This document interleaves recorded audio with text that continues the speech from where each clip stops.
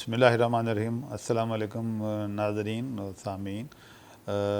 मैं अपने इस प्रोग्राम में आपको कुछ बुनियादी चीज़ें बताऊंगा पोल्ट्री के लिए, और ये ख़ास तौर पे मैं रखूँगा मरकूज़ अपनी तवज्जो इनकी मुर्गियों की पोल्ट्री के ख़ुराक के बारे में।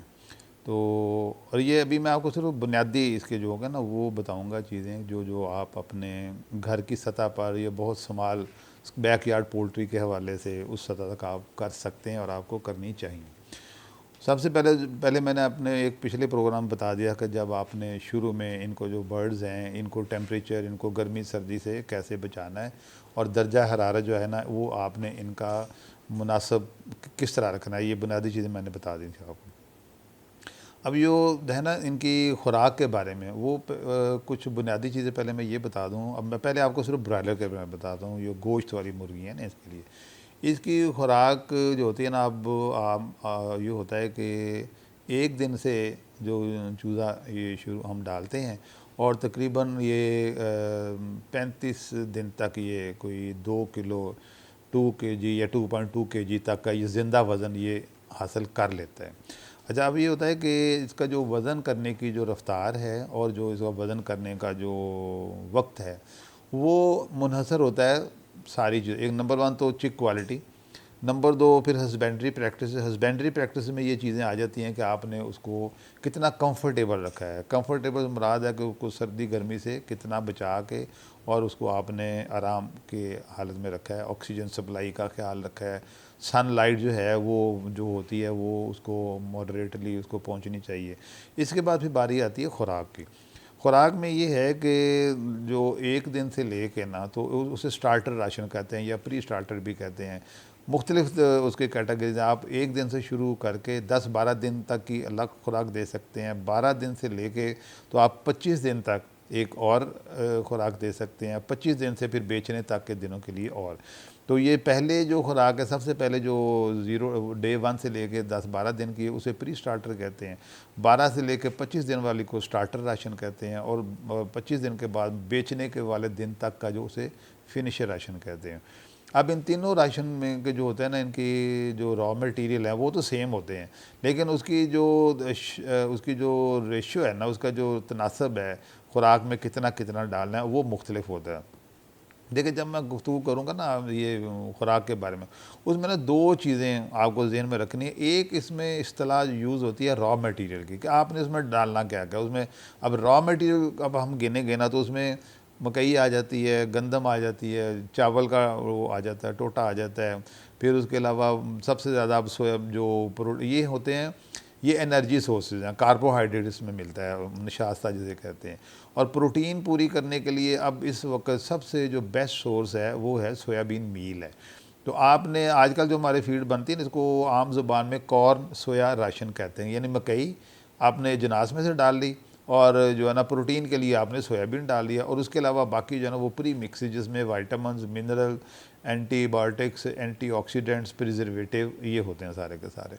तो अब जो सोयाबीन और मकई की क्योंकि दस्तयाबी हमारे मुल्क में बड़ी वाफर होती है, सारा साल तकरीबन मकई की हमारे 2 फसलें आती हैं, एक जून में और एक आती है अक्टूबर नवंबर दिसंबर में। आजकल वो शुरू होने वाली है।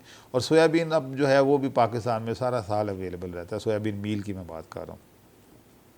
तो ये कॉर्न और सोयाबीन की अवेलेबिलिटी ने जो पोल्ट्री फीड मैन्युफैक्चरिंग है ना इसको बड़ा आसान कर दिया है।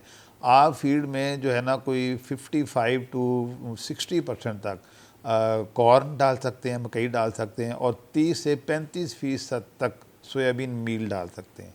उसके अलावा बाकी जो इसके जो होते हैं ना मुर्गी की जो नशो नुमा के लिए जो बुनियादी ज़रूरत है उसमें वाइटामिन आ जाते हैं, उसमें मिनरल्स आ जाते हैं, उसमें एंटीऑक्सीडेंट आ जाते हैं, उसमें एंटीबायोटिक्स आ जाते हैं, उन्हें ग्रोथ प्रमोटर भी कहते हैं, और एंटी मोल्ड्स भी आ जाते हैं, टॉक्सिन बाइंडर भी अब वो कुछ कुछ लोग डालते हैं। मतलब उसका भी फ़ायदा होता है कि फीड में जो इवन फीड बनने के बाद भी ना उसमें कोई जहर पैदा करने वाले, टॉक्सिन पैदा करने वाले अगर कोई मादे रह गए हैं तो वो टॉक्सिन बाइंडर उनको ना कंट्रोल कर लेते हैं, बढ़ने नहीं देते उसको। तो ये चीज़ें अब इसमें एक ये तो हो गया ना रॉ मटेरियल में। अब आपका आ गया इंग्रेडिएंट में आ गया, ये कॉर्न आ गया आजकल और सोयाबीन मील आ गया। और उसके अलावा इसके अलावा जो रॉ मटेरियल हम यूज़ कर सकते हैं उसमें क्या होता है, फ़िश मील, इस्तेमाल हो सकती है, उसमें पोल्ट्री बाई प्रोडक्ट मील इस्तेमाल हो सकता है, इसमें ब्लड मील इस्तेमाल हो सकता है, और इसके अलावा फिर जो है ना आप जो सोयाबीन मील के अलावा कैनोला मील, सनफ्लावर मील और रेप सीड मील, जो लोकल सरसों हमारी है उसका मील, ये भी हम इस्तेमाल कर सकते हैं और होते रहते हैं गाहे बगाहे, डिपेंडिंग अपॉन देयर अवेलेबिलिटी। अब जो ये होते हैं मैक्रो इंग्रेडिएंट, जो कि किलोज़ में वे करके आप डालते हैं कि जी मकई है, वो आपने अगर 50 किलो की बोरी बनाई है तो 55% का मतलब उसमें 26-27 किलो मकई आएगी, और सोयाबीन जो है ये 12 से 15 केजी पर 50 केजी बैग आता है। इसके अलावा बाकी हर चीज़ का ना एक वो है, वो आपको इंटरनेट से भी मिल सकते हैं, मैं आपको बाद में एक अलग चार्ट बना के भी ना वो ऑन एयर कर दूँगा, वो भी आप नोट कर लीजिएगा।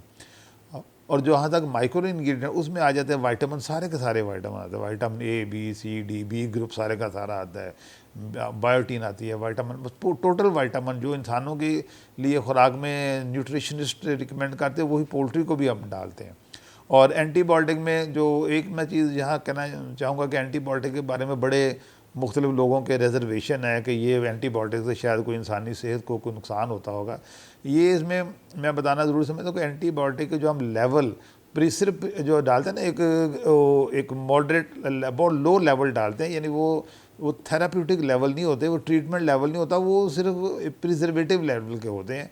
उनका काम सिर्फ ये होता है कि फीड के अंदर कोई नुकसानदेह बैक्टीरिया ग्रो ना करे, ताकि वो मुर्गी को जाके मुर्गी को अंदर वो उसको बीमार ना करें। और इन एंटीबायोटिक का वो लेवल हरगिज़ नहीं होता कि वो जब मुर्गी खाएगी, फिर जब मुर्गी ज़िबा हो जाएगी तो उसके गोश्त के ज़रिए जो है वो इंसानों को ट्रांसफ़र होने का उसमें एहतमाल बहुत कम रह जाता है। वैसे भी इसकी लेवल ही इतनी थोड़ी होती है कि वो जाते जाते जाते जब पोल्ट्री मीट में जाएगा, मीट जब कुक होगा, तो मेरा जहाँ तक नाक़िस इल्म है वो वैसे ही कुकिंग के बाद जब वो जाता है 320-350 डिग्री सेंटीग्रेड पर, कुकिंग पैन का जो होता है ना वो दर्जा हरारत, तो वहाँ जाके कोई जो होता है ना एंटीबायोटिक वो सर्वाइव ही नहीं करता, वो डिसइंटीग्रेट वो ख़त्म हो जाता है।